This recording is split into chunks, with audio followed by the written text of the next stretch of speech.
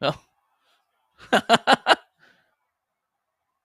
All right, Nick. Well, we wanted to come on live for Joey Votto's possible last AB in Great American Ballpark, and instead CES decides just to hit a home run, which is kind of cool. Good for him. But here we go. how about that? Little CES insurance.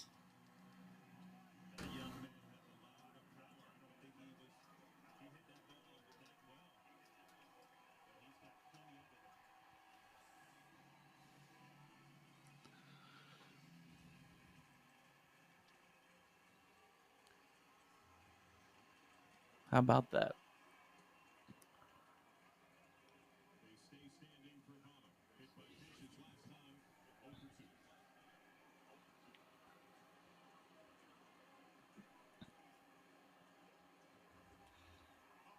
Nice. Nice. That's really cool.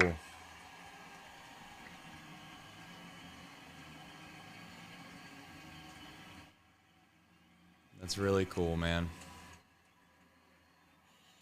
Shout out to the GABP crowd today, man. They after as deflating as a loss as you could possibly have, they still brought the energy for number 19 today.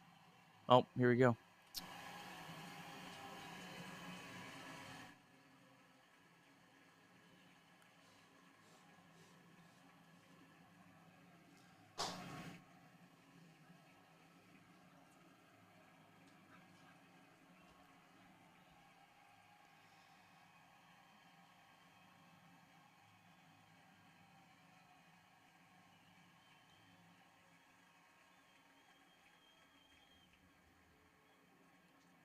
You knew we had to do something today. Sports, man.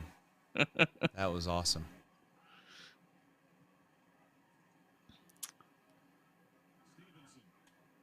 Yeah, I think all the people that went there today, they deserve that. I mean, they went there for that reason, most likely. That was a tough day to go back to the ballpark was today. Those people deserve that, man. So congratulations to them, but also obviously kudos to Joey, man. Incredible. All right, let's win a ball game.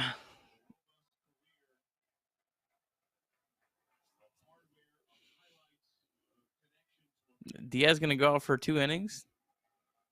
I think they've made Diaz a setup man now. Am I crazy for thinking that? Yeah, I mean, it's the bottom of the order now, so I mean, I think that probably had something to do with it. Who's even left? Has anyone seen anyone warming? Anyone in the chat? We got Duarte left. He's fresh. Law.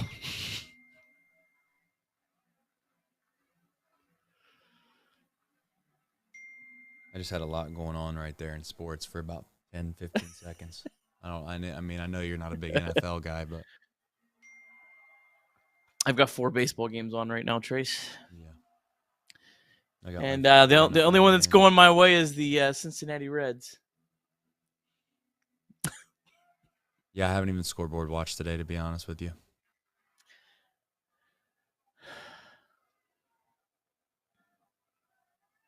It's not going well.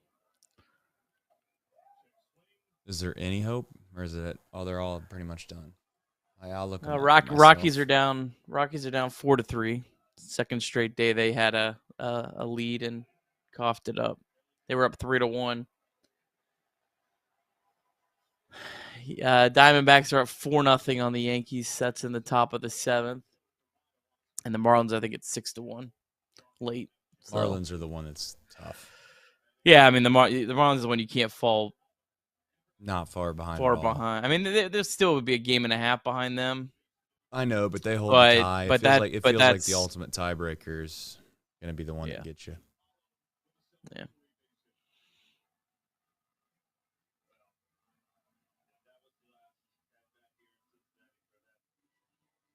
It's amazing. It's amazing how small the margins are here at the end of the year, man. It's amazing. Yeah. God, my phone's just blowing up, man. You know, I got to get a new phone for one reason and one reason only. It's not that my lock button doesn't work. It's not that my up button doesn't work anymore. It's not that I can't use Apple Pay. It's literally just because my silent button doesn't work. Oh. So you're either in do not disturb mode or you're on full everything sounds, everything makes a noise. So it's. Can you I don't want to say it because can you ask SIRI to do that for you? It's a good To question. put it on that I guess I could. mode? I could try that. Yeah. That's why you're here, Nick. Tech support Kirby. Yeah. Geek Squad. Rave Damsey. Do they still call that, by the way, at Best Buy? Or did they change the name of it? Probably because it's like it's probably like a negative name. So they were like, you can't say that anymore. You got to come up with a different thing. You can't be called the Geek Squad. You got to be called something. Rave Damsey, God, the Rockies suck. I try to tell you guys, the Colorado Rockies at Coors Field are a capable ball club. The Colorado Rockies on the road are not a capable ball club. Try to tell you. They had chances, though, the last few days. Yeah, but they always find a way to lose. And somehow at home, they somehow find a way to win some of them. Guys, I mean, do you want me to inform Rave Damsey and you that they're 56 and 98 for a reason? But look at the splits. At home, they're a capable team. At the road, they're the worst team in the history of baseball. Dude, the Rockies could play at the Polo Grounds, man. The Rockies are the Oakland A's on the road, and they are the Pittsburgh Pirates at home. Like, that's pretty much what they are. Oh, man.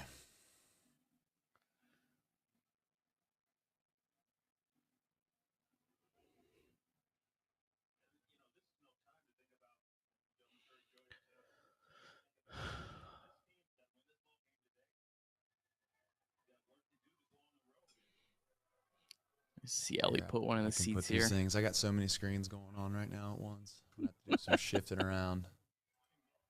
Put these guys over here. Oh, I'm not mid-season form here. These guys over here.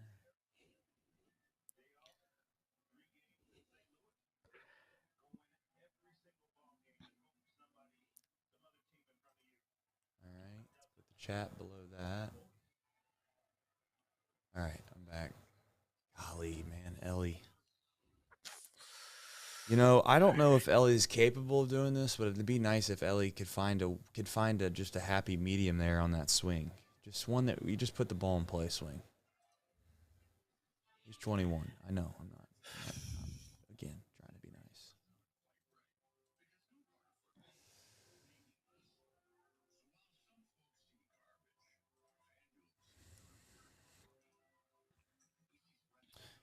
Well, at least the good news is this with Votto.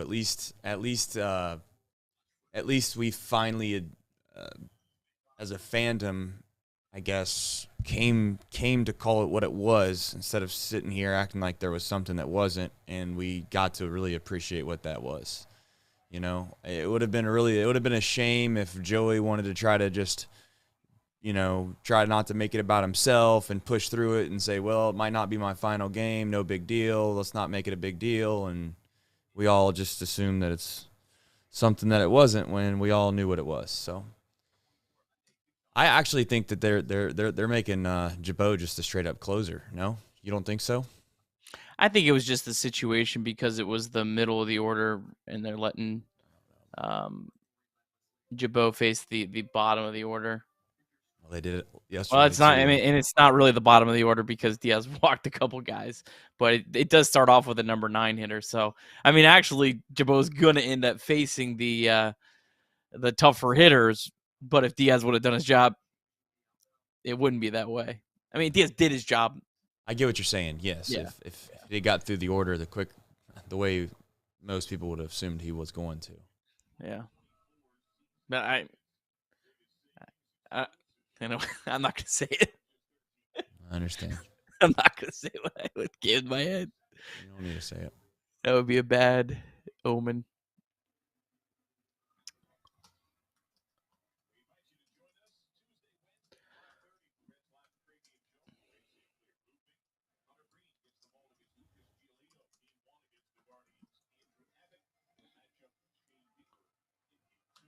Ooh, this is a banger. Hap struck out. Is this Jabot's new song? I'm not listening to that. Sorry. Calling me, calling me. Let's get some outs.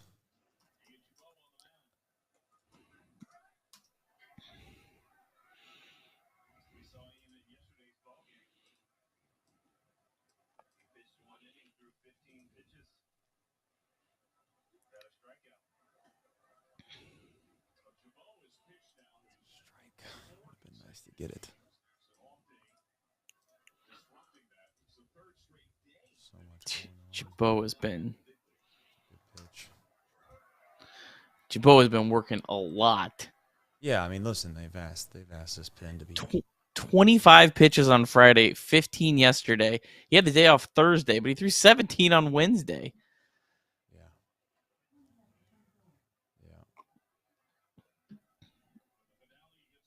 You know what I was thinking, Trace? What's that? This is kind of a weird thought, but the Reds bullpen this year has kind of strangely been healthy. Like more so than normal years. And like it's almost like in some ways that has worked against them a little bit. Uh just from the fact that Understand. you know, they like sometimes those IL stints give you some rest. Yeah, Hunter Green's a good example of that. Yeah. He deserved that out, by the way. I know people are like, "Oh, that ball's hit, relatively well." Well, he also threw like 5 strikes at a bat. Yeah, that's the guy you throw strikes to, the backup catcher hitting ninth. Yeah. If you hit your home run up 2, you tip your cap. My wife's calling me on stream. You think I should just answer it? Yeah, do it. Why not? Hello?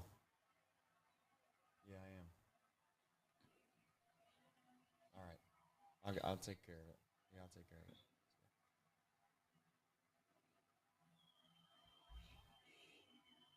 There's a lot that's going on right now in football. All right, I'll be right back. Okay.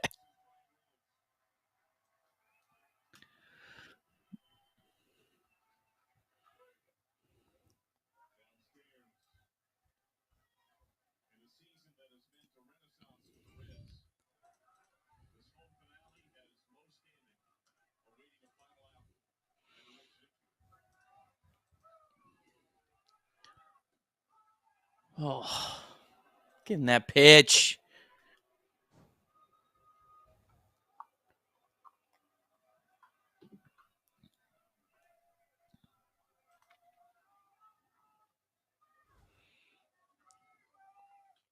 That's 3 of them.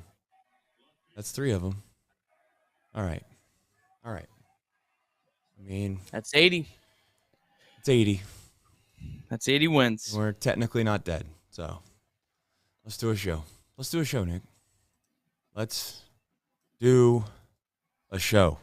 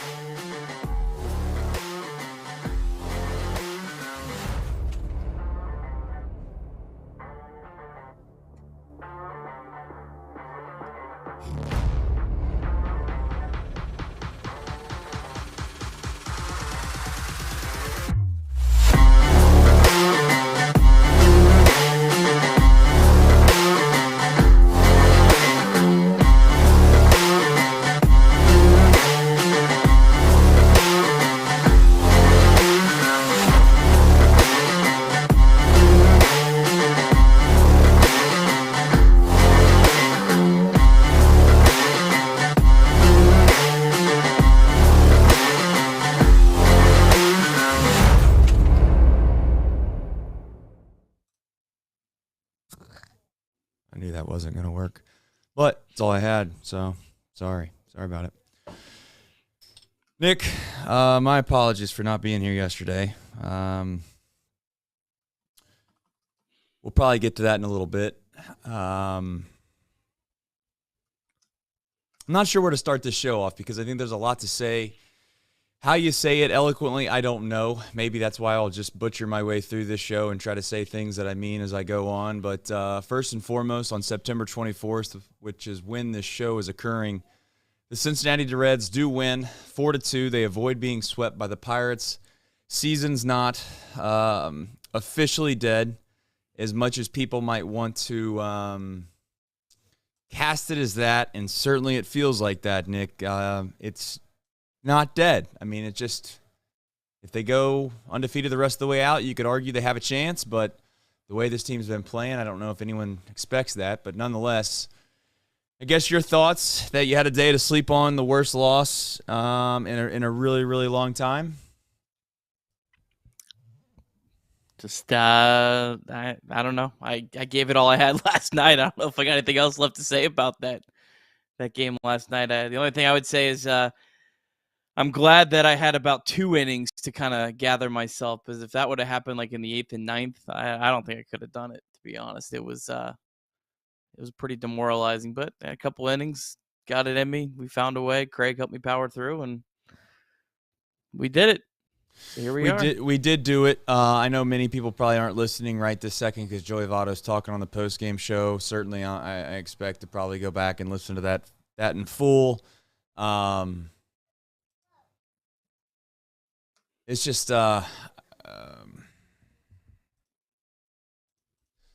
it's cool, I guess. You know, I mean, you watch a guy your whole life, and this is it, man. This is it. And I know that not to get emotional about it, but at the same time, you watch your life go by and you realize there's probably only so many generational players that you're going to get to witness play for your franchise.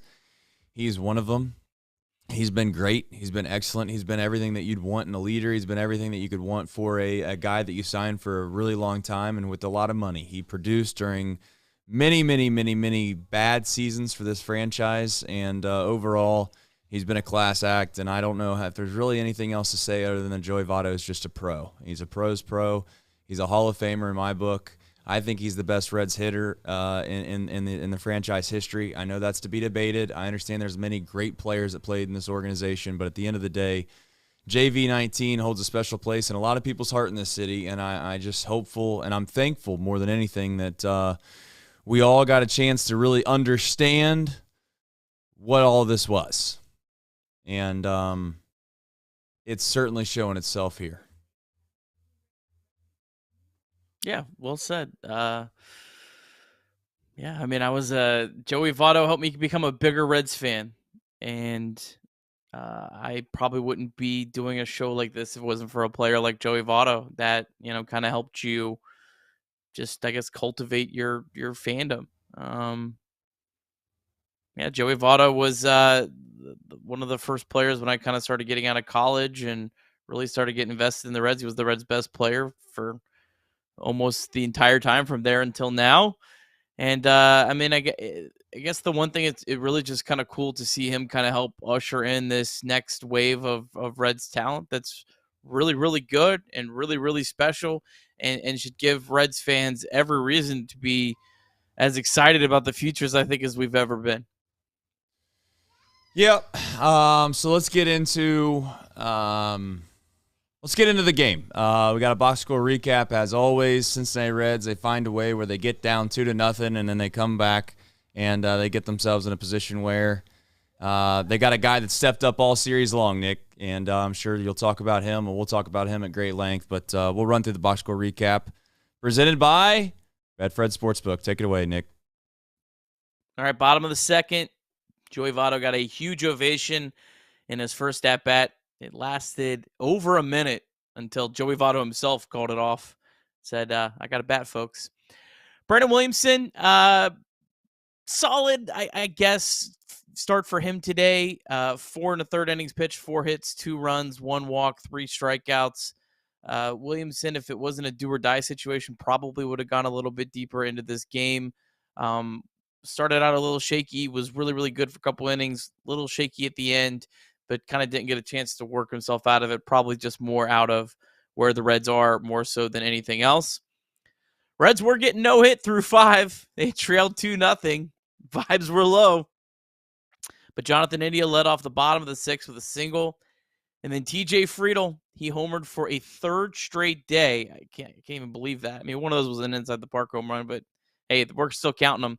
17 bombs on the season for TJ. Tied the game up at 2. Then in the bottom of the 7th, it was the same guys again. India doubled with 2 outs, and TJ Friedl singled him home to put the Reds up 3-2. Friedl reached base in 12 of 14 plate appearances in this series against the Pirates. Just incredible, heroic stuff from TJ Friedl. And the Reds bullpen, as bad as it's been this week, they had a vintage 2023 Reds bullpen day. Buck Farmer got 2 outs. Sam Moe got 3 outs. Lucas Sims got 3 outs. Alexis Diaz in the 8th got 3 really tough outs. And Ian Jabot got the save. So, yes, that is 5 2/3 scoreless ball from your Cincinnati Reds bullpen. Reds win 4-2. Oh, I forgot a CES bomb. CES hit a bomb late to the nice insurance run. Reds win 4-2. Win number 80 on the season for your Cincinnati Reds. And here's where things stand. Reds not getting a lot of help today. Marlins leading 6-1 over the Brewers in the 8th. Cubs up 4-3 over the Rockies in the 7th. Diamondbacks up 5-0 over the Yankees in the 7th as well. And up to the minute standings, here you go. Reds 2 back at the moment. If somehow the Rockies could come back, it could make things a lot more interesting for the Reds. That could get them to a game and a half. But that's where we stand at the moment. Yeah, I mean, listen, if we're going to be honest with ourselves, we'll talk about the playoff opportunity here right now. Why? Because it's the deep drive of the game by TJ Friedl. He's been a nut cutter this whole entire series. DSC sent me an email last week, and John and his team, they didn't even want ad reads anymore. You know what they wanted? They just said they wanted to make the postseason. That's what their main goal was. They want to talk about the postseason opportunities every single night. And as a reminder, if somehow this team can pull out the miracle that is getting into the postseason, we'll have a watch party, and DSC will be purchasing the first $1,000 worth of drinks. And I'm sure we'll have fun if that comes to be. And you know what? That's where I want to stay, because I think ultimately at the end of the day, that's what we all, for the past month and a half, we've focused on exclusively was the postseason, because it was the best chance this team had. It was the best chance this team has had making the postseason in quite some time. So if that does happen, Deep South Commodities will be getting the first $1,000 worth of drinks. So thank you to them and their team. You know, it's been tough, Nick, because I think we're in a spot here where we've put so much time, effort, energy talking about the postseason that it's consumed us, and rightfully so. That's why you play. This is professional sports. You don't get participation trophies. There's no, hey, you did good. Let's all, get around and throw a parade for winning 20 more games than you were supposed to, and yada, yada, yada. Yet at the same time, when you think about what this season's meant, what it's looked like, what you expect moving forward, I think as we jump down to the next one, we'll transition into that, is that you have a lot of guys on this team that you really feel confident in moving forward, no matter how this whole thing plays out. And I think that's important to discuss. And that doesn't mean we're trying to be cop-outs and say, the season didn't matter if they made the postseason or not. You're damn right. It still matters. I mean, they have a chance to get in. Let's keep winning games. They're not dead yet. They got to win out, though. It feels like they got to win out, because I think that the teams that they're chasing have already helped us, if that makes sense. I don't know how much more help we could possibly get. The Cubs went 3-10 or 3-7 in their last 10 games. They were terrible. They do have the Braves and the Brewers coming up, but again, not to get too crazy into the weeds of in the weeds of all this, Nick. But the Brewers probably aren't going to be gung ho trying to throw their best arms at the Cubs. They're going to be getting themselves ready for that 3-game wild card series that they're going to have to play. So you find yourself in a position where you got to hope the Marlins stumble against the Mets or Pittsburgh. And that's just tough to see. But the Mets and Pittsburgh, as crazy as it sounds, they've been, despite their record, they've been playing pretty well lately. And then the D-backs are probably a long shot at this point, and then you have the Cubs who you have the tiebreaker over. So maybe the Cubs lose, I don't know, 5 of the next 6 or 4 of the next 6, and you win out and you find yourself in the postseason. But it feels like you got to win out. So until they lose one more game, I don't think I'll officially call it dead in regards to the postseason hopes, Nick. But I think we're to a point now where I at least want to get on track and at least say I appreciate a lot of the guys that we're going to have next year, and TJ Friedel's one of them. Yeah, I tweeted out earlier, but TJ Friedel last year in the second half had an incredible second half. It was really cool because when he came up to start the year, he kind of came up as a filler guy when the Reds had all those injuries in April 2022, which feels like it was a million years ago. And he looked really bad. He did not look like a big league player. Looked like a guy that could just bunt and have a little speed and was kind of a cute little player, but that was about it. I went down to AAA, worked on his craft, and came back, and he was an awesome player in the second half. And there was a lot of people that wrote him off like that. That was the second half on a losing team, And I'm not saying those people necessarily were completely wrong, but a lot of people wrote that off as it doesn't really mean anything. And he proved that it did mean something because he's been awesome this year. I think he's up to like 4.2 wins above replacement. Like, that's a really, really good player. Now, I don't know if he can replicate that level next year, but he just has so many different ways he can beat you. He has 17 home runs. He has 17 bunt hits. He's got speed. He plays good defense. He's just the kind of player that you want on your team. He's he's the without being like a star, he's like the complete package at the same time. And he's absolutely earned a right to be the Reds starting center fielder on opening day 2024. And that's cool to see. That was our goal coming to this year. And I tell you what, Trace, I was thinking about this today. Our goal was really, let's have guys that fill out positions.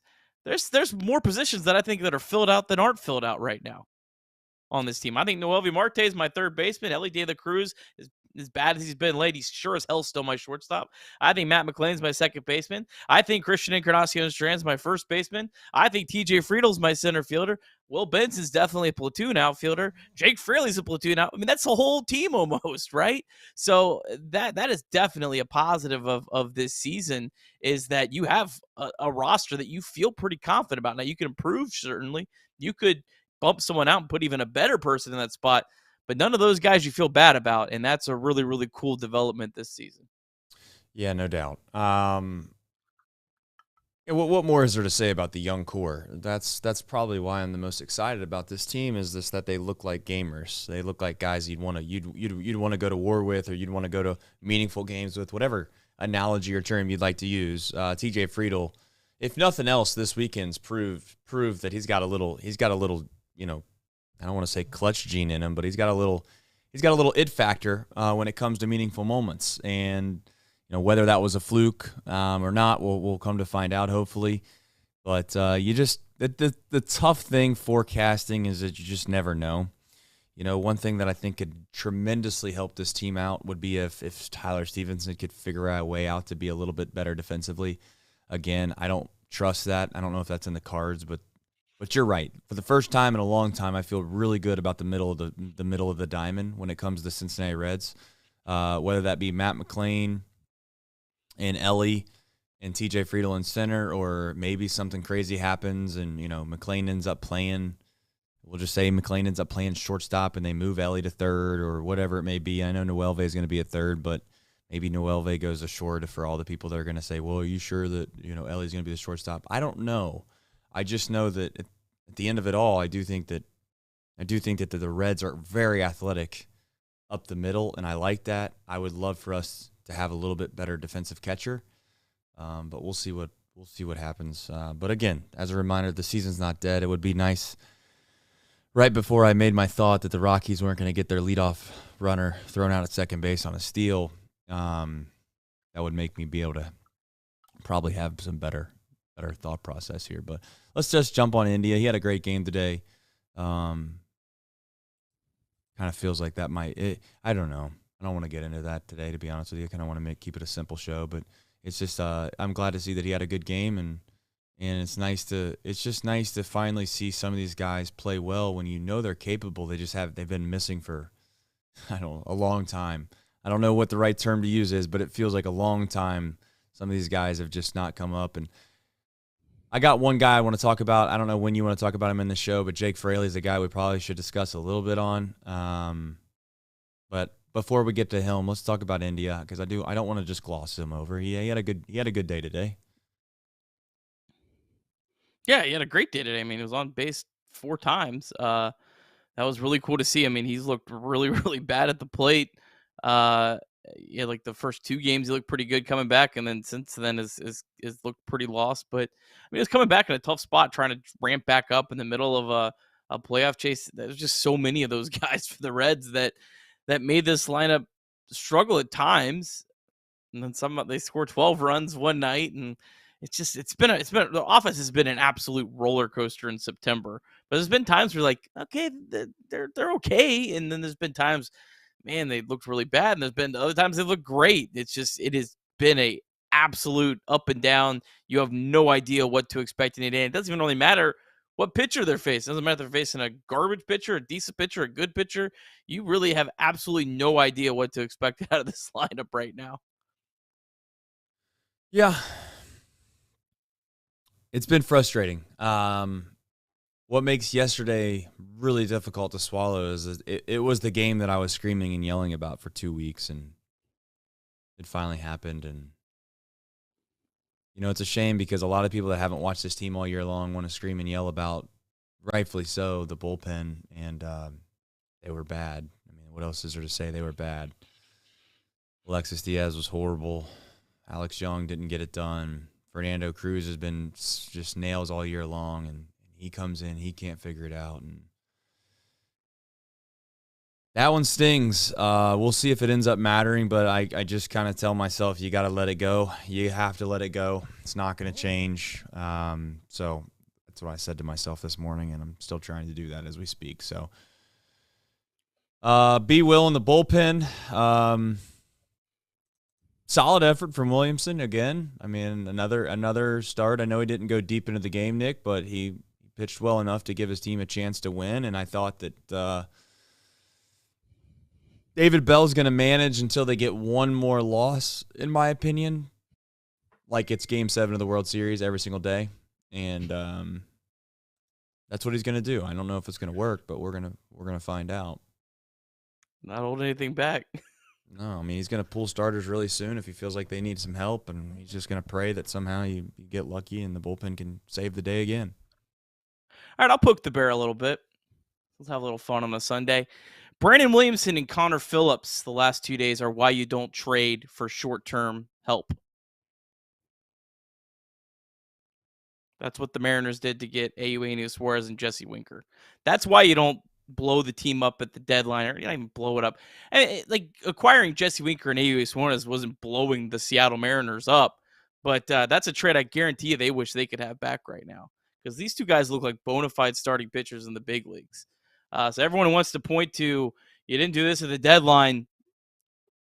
Look at Connor Phillips and look at Brandon Williamson. Look at Christian Encarnacion and Spencer Steer. Those are both trades for short-term help, and they weren't stars that they got back on the other end. You weren't trading for elite players back.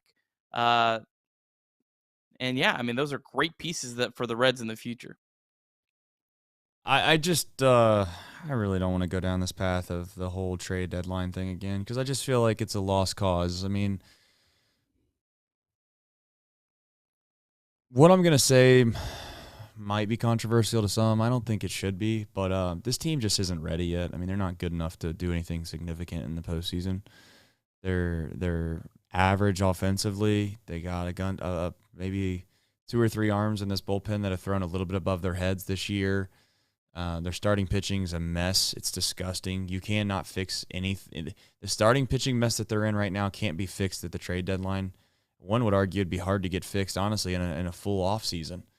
You just can't plan for this many injuries when you're this thin from a starting pitching rotation standpoint. and expect to be able to go and fix the problem. There's no, I just, I feel like some people are standing outside of a house after a tornado came through and the house is just completely torn apart, and they're looking over at like the carpenters and the tradespeople saying like, well, you can't fix it, like, well, you can't get it fixed right now, and they're like, get it fixed, go in there and fix it, and you're just staring at them like, dude, I mean, I know you're emotional right now, I know you're emotional because the house is falling apart, but this isn't something that we can fix. And I don't mean that as a negative. In fact, I think it's more of a positive, Nick, in my opinion, because if we're being honest with ourselves, again, this team is got a lot of good pieces to it. They're just not there yet. They're not ready yet. And I hate to say that. I think they can make the postseason, which would be fun and awesome. And hell, give us a chance. I listen, if you're gonna give me a free lottery ticket, at the local convenience store, Nick, I'm gonna take the lottery ticket. But I also know when I scratch it off or whatever it is, then there's a good chance it's probably not going to be worth $1 million. In a way, that's kind of where I'm at with this team. I'll take the lottery ticket to get in the postseason, but we all fully well know, if you watch this team long enough, that we shouldn't be trading the future for what? A small chance to maybe get past the first round of the wild card, and that's not insignificant. I don't want to make it sound like it's insignificant. But you know, and I know, and I'm sure the chat, whether they like this or not, I don't know. None of us are going to be happy if this team doesn't win the last game of the year. It's just not going to happen. You can lie to yourself all you want. Even if this team, let's just say, I'm going to throw out a hypothetical to you. Let's say this team made it to the NLCS. They were up 3 games to none, and they blew it. They lost 4 games in a row. They lost 4 games in a row to get to the World Series. Are you going to tell me that the fan base is going to think that that's a great year? There's going to be people screaming and yelling and saying that we blew it and David Bell should be fired, and that's just what fans do. And you know what? We're fans too. But my main point is like, let's enjoy the rest of this year. It's not over yet. We're not dead yet. But let's not sit here and act like at the deadline. It just seems like, I mean, I hate to say this, but I guess I'll say it because I mean it. I think if you're a person that screams and yells that says that this team should have done something at the deadline to get to the postseason or to do something of significance, you really don't know baseball that well. Now, I know that's a strong statement, but that's the truth. Go watch some playoff teams. Go watch the Orioles. Go watch the Rangers. Go watch the Braves. Go watch them for a week. Come back and watch the Reds. And you're going to be like, oh, well, there's a difference here. All right. I don't know how I got on that rant, but it was your fault, actually. It was your fault. I got to be honest. September 24th, 2023, I think Trace just made his best analogy of the year. I think the lottery analogy, I don't know if we might have to do, we might have to do a Trace analogy ranking at the end of the year. That was good. Yeah, I don't know how I got on that tangent there, but I mean that's just where we're at now. So I love this team. I'm not quitting on them. I'm just not going to quit on them. But I'm also not going to be naive here either. So this team to me as a college basketball fan, this feels like the mid-major that's made the tournament. I know the playoffs. I'm not like they're being at the end of the season in the race is like making the NCAA tournament as a 13 seed. Like you kind of always know you don't really have a great chance of winning, but hey, it happens. Like it could happen. You could be the team that pulls off the upset. Someone does it every year. Why not us? All that kind of stuff. That's kind of how it's always felt to me.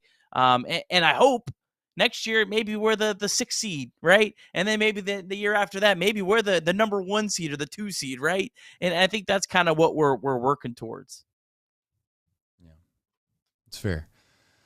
Top of the 9th, nobody out. Leadoff guy on again for the Rockies. Man on first, nobody out. How you gonna break my heart, Colorado? Yeah, we'll see how Colorado can break our hearts once again. We'll keep you updated in real time here. I got it pulled up. 2-2 count on the 4-hole Diaz, who's 0 for 3 on the day. So we'll see. Probably roll over into a double play right here. I'll let you know what he does right here, and then we'll move on. All right, ball. Keep it moving, Nick. Are you ahead of me? You're ahead of me. How about that? I love that. Finally. Well, that's what happens when we're on the same platform. You know? I'm on DirecTV. Oh, you are on MLB TV. Yeah. Fair enough. No free ads. Yeah, no free ads. All right, so this is really tough. If we can, just for Nick's podcast sake, let's all just take a quick second. We're gonna scoreboard watch for half a second. He's stealing second. Ball 4. First and second, nobody out, folks. First and second, nobody out. We're taking a timeout before we get to 19. All right, we're taking a timeout. We gotta have it. Boy, I'll tell you what. If you get this, for any chance, I mean, yeah, you get this, and you got a puncher's chance. I'm not saying you got a good one, but you got one. You got one, Nick.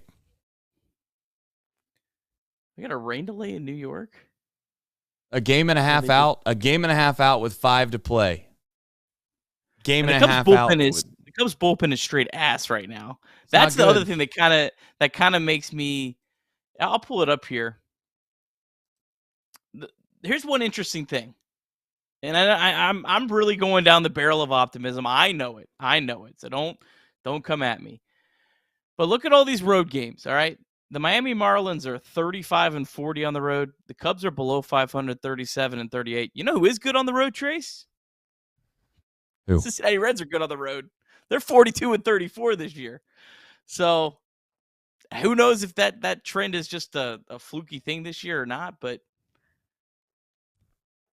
oh, he hit a laser beam to center field for an out. Oh, my gosh.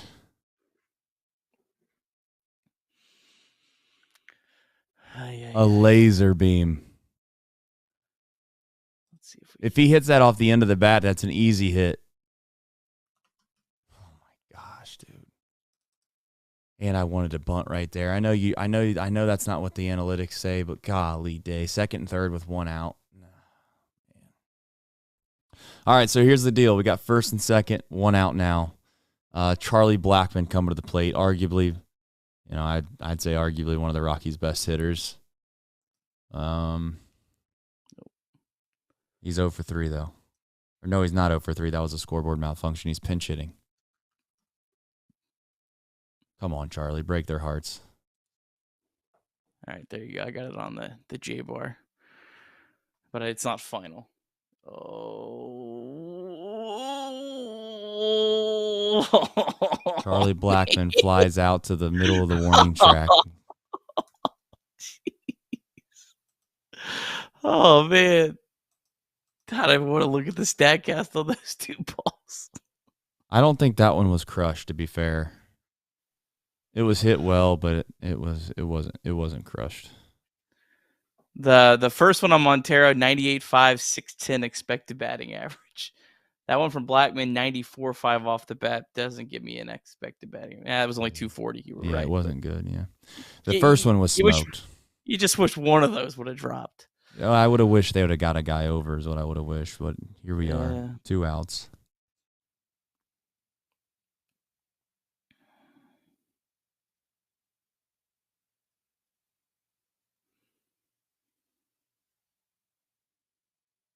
Is this Nolan Jones? No, McMahon. No way that's how it ends. Is that a fair ball? Oh, my God.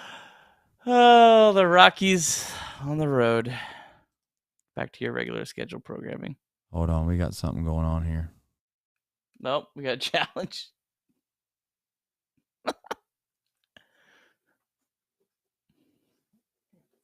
Foul ball.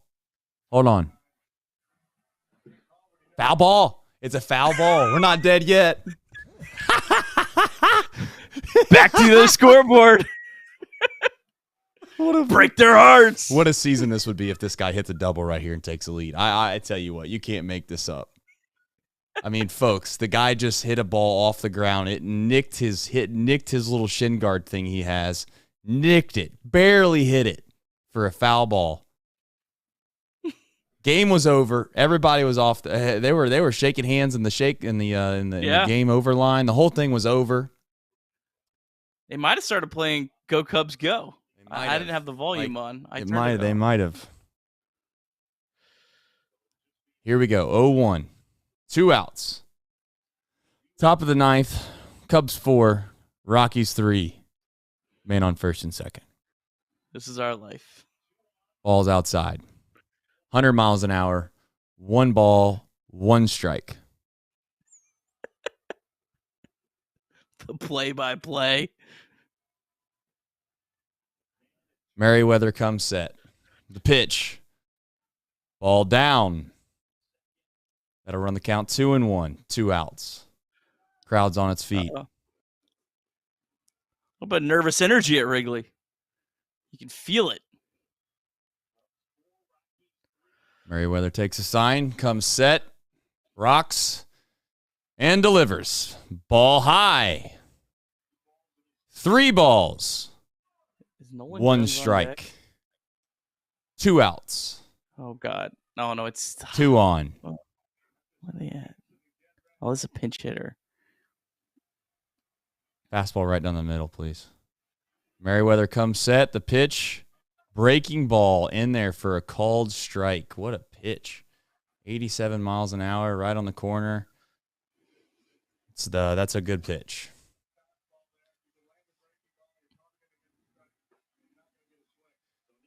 The 3-2 is swung on and missed for ball 4 because the Rockies are going to Rocky and they fucking suck. This is a kid's show.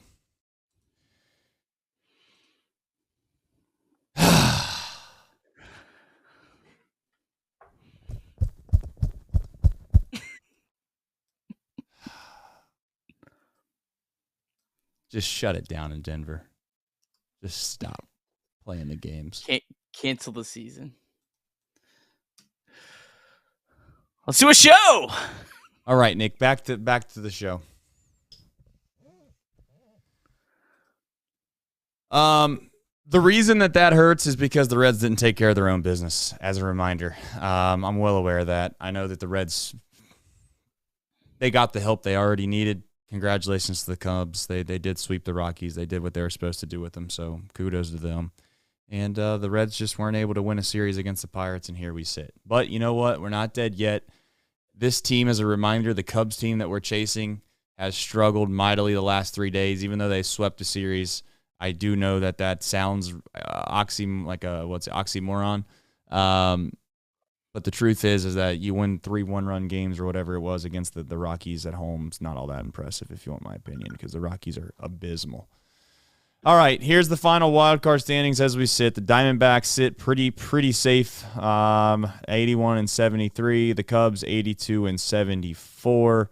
Those are the 2 teams you got to catch to get into the postseason. You do hold a tiebreaker over both of those teams. The Miami Marlins, maybe the team that's the scariest for the Cincinnati Reds, they're sitting at 81 and 75. They do hold the tiebreaker over the Reds, and the Reds at 80 and 77. 2.5 back in what feels like a tall mountain to climb. But that's here nor there. Let's talk about number 19. I said what I said earlier. I meant every bit of it. I think that the times this year, you can be on both sides of the aisle. You can be on the camp that is frustrated because Joey Votto just hasn't performed to the extent that you would like for him to perform at, to feel good about him being in the lineup every single day. And then you can have the opposite viewpoint, which is that Joey Votto has been an unbelievable ambassador for the Cincinnati Reds. And this is the final season, and sometimes you just got to bend your back a little bit and make exceptions, because of all the people that deserve an exception, it probably is Joey Votto, and that's where we sit now. There's 5 games left with Joey Votto in a Reds uniform. Like it or not, that is what it is, and it's been a hell of a career, man. It's been a hell of a career, and it's a shame that the Reds haven't been able to win more games with him, and I think that ultimately, you know, for the folks that want to say, well, he hasn't won anything, he hasn't done this, he hasn't done that, well, I don't think that has anything to do with Joey Votto. Joey Votto, unfortunately, is only one person. He's been incredible at his position, and if you want to make fun of his postseason stats, like I know some have, I also think that's relatively weak. The sample size is so small there that it's laughable to try to compare somebody's postseason stats who's only had, 30 at-bats or whatever it ends up being. So, I'm not going to sit here and say that Joey Votto's career is a failure because he didn't win. I think if he gets put on some really, really good teams, put it this way, if Joey Votto was a rookie this year and he has the same career that he has with this group of guys that he's going that would be coming up through the system here in the next 3 or 4 years, that's how much I believe in this group. Nick, I think that Joey Votto gets talked about the same way that, quite honestly, some of the greats have gotten. I don't want to make this about the Big Red Machine or anything like that, but I do think that he'd be talked about the same way that Joe Morgan and Johnny Bench and all these other guys would be talked about if he played on a team with those same type of caliber players. Yeah, that was actually my thought. I would say if you swap Joey Votto and Tony Perez, the Big Red Machine's not worse. I guarantee you that. Tony Perez was a Hall of Famer, and yeah, he would have been completely viewed differently by some of those folks. But we've tried all year to say it's been challenging this year to do a show every night where you're trying to talk about how you want the Reds to win and make the postseason and all those kind of things, while also still trying to talk about a player that me and you both love. And we've tried over and over again to say that Joey Votto deserves nothing but the utmost praise for even playing this year, regardless of even taking away the fact that he came up for several weeks and was really, really great. Just the fact that he played was remarkable, that he went through a brutal rehab and was able to get back on this team and help this team.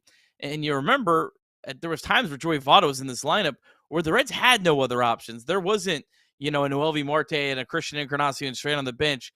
They were desperate for anything. And so I think he deserves all the praise in the world for coming back this year. I think what he's done the last couple years has really been gravy. I think Joey Votto's career was 2008 to 2019. Like that was the career. And then he still had this incredible season in 2021 that was historic. And there's not players at 37 years old that do what he did in 2021. And then even to have a few weeks of greatness this year was remarkable and something I honestly didn't even really expect. So, yeah, I think this is the last home game we'll ever see Joey Votto play for the Reds, and really cool to see him go out on a single, a nice clean single, ripped up the middle. Got to go out for a pinch runner, get another standing ovation, and he deserved every bit of it today. Well said. MILB, you tweeted out a couple things earlier about the Louisville Bats, some optimistic things to talk about there. MILB, presented by Betfred Sportsbook. Take it away, Nick. Yeah, the Bats' backs were up against the wall. They needed to win all 3 of their final games to have a winning season, and sure enough, they won their last 3 games over a really good Iowa Cubs team, a team that is going to the playoffs. So it wasn't some scrubs that they were playing, and they won 8-4 today. So really cool to see. That's their first winning season, first season they've even been 500 since 2011. So that's just really cool to see. And the Bats joined the Lookouts and the Dragons as teams that were above 500 this year. So if the Reds can pull out 2 more wins, you'd have the Reds and their top 3 highest levels of the minors all being above 500 this year. And look, minor league win-loss record can certainly be deceiving. But nonetheless, for an organization that hasn't had a whole lot of minor league winning seasons, and you couple that maybe with a potential winning season in the big leagues, I think that would be a really just cool sign for the future. It's something really to build off of. But in today's game, Matt McClain was 0 for 2 with the walk before he got pulled, expecting he's going to return on Tuesday. Very interested to see what lineups David Bell rolls out this week. It's going to have some interesting decisions to make, whether the Reds are in it or not in it. But nonetheless, that's what Matt McClain did. Jacob Hurtubise, 2 for 4 walks, stole 2 bases, stole 45 bags this season. Hurtubise finishes his minor league season hitting .330 with a .479 on base percentage in 119 games. And then just since he got promoted to AAA, he played 36 games, finished with a .537 on base percentage. So I don't know. TJ Friedl 2.0. We'll see. Jose Barrero 0 for 3 with 2 strikeouts in his finale. And of course, I had to put Jason Vossler in here for the finale. 1 for 3, double walk, and stole a bag his third of the year. And then one other interesting note, Casey Legumina pitched a perfect inning, struck out the side. I wonder if the Reds will bring him up. He's on the 40-man roster at some point this week. Maybe shuffle one of their other relievers to the IL or just end their season or whatever. I don't know, however you classify it. But he's a guy that I could definitely see the Reds calling up this week and just to give you another option at some point. But that is your final Reds MILB report presented by Betfred Sportsbook. Yeah, and I mean it wouldn't be a show towards the end of the year without camera dying. So there's the nice screenshot. I do know there's a dunk to do. And I do have a plan on that. So you're gonna have to bear with me, chat. So there will be a dunk. I have a plan. All right, that's part of the deal. But this is the way it's been going lately. Fiber's been cut somehow. I don't know. Maybe one of the kids unplugged my camera here, but nonetheless, no excuses. No excuses. We're just gonna keep it moving. So, Nick. Let's see here. I gotta have to mute myself. All right, took care of that. Nick, I think we're at a point in the show now where we talked about the wild card at length already. I think we got to go with the old who, what, when, where, and why. Yeah, Reds start 2 games against the Guardians on Tuesday, 6:10 p.m. Hunter Green on the mound. He's been awesome of late. Lucas Giolito actually pitched pretty well his last time out, but it's been a struggle for him since he got traded and then waiver dealt again. But that'll be Tuesday night. Interesting series just to point out from the Guardians' perspective. This is their final home series of the year, which kind of feels weird that it's on a Tuesday and Wednesday, and that's how they end the year. But Terry Francona is expected to retire at the end of the year, so they're actually honoring him on Wednesday. So it's kind of an interesting series. Obviously, the Guardians have been really, really bad down the stretch, but you're going to face a team that is definitely going to be motivated these 2 games to play well their last games for their long-standing manager at home. So that'll be interesting. I'll be there Tuesday and Wednesday. Craig Sandlin will be joining the program. And then the only other wild card team in action is the Diamondbacks. They're at the Yankees 105 on the MLB Network. If you're inclined to check it out, the Diamondbacks play every single day next week. So that's a team that just, you need one of these teams to get ice cold. You need two of the Cubs. 2 of the Cubs, Marlins, or Diamondbacks just to get ice cold, and you need to just about win out to have any chance. So that's where we're at. Yep, that is where we're at. And I think we need a little Nick on Nick crime, dunk a basketball. And I got a small plan here just so people don't get on me about dunking basketballs. All right. Well, upside down, kind of, you know what? Kind of feels like how it should be. There you go. Nick, we need 5 more of those. You get 5 more of them, you never know. All right? You get 5 more of them, you just never know. My apologies again for not being here yesterday. What a bad time to miss. But I'm here now. Be here for the rest of the year. What a day that was, though. And I just want to say again, as a reminder, 110 people in this chat. Thank you. We really do appreciate it. You guys are amazing. Been very loyal to us. Ricky Logan with the super chat of saying, not pulling the plug yet. We're not dead. Ricky, appreciate that optimism, man.